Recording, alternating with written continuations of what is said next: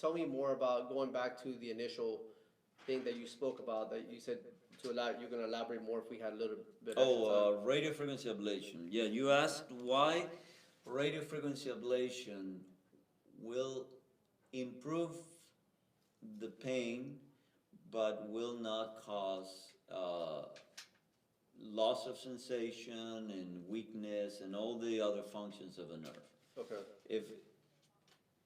If you have a nerve, if you have pain in your hand, you could cut the nerve to that hand and maybe be out of pain.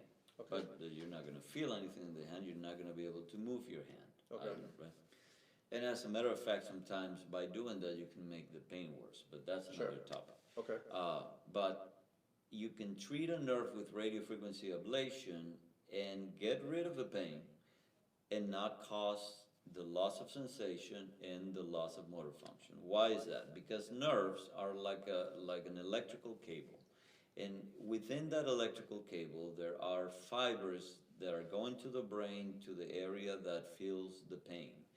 Others are going to the brain, the area that has a sensation of the tactile sensation, what you feel of heat, of cold, pinprick, etc.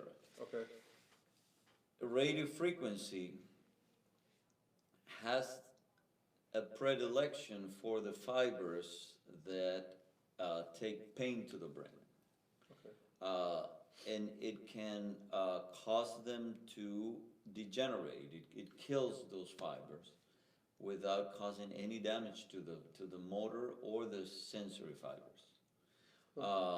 The reason for that is interesting is because of, have you heard of the Myelin sheath? Oh, yeah. That patients with multiple sclerosis have a deficiency of is the, if you think about an electrical cable, the myelin is the plastic around it, is the plastic sheath. When you lose that, you lose protection.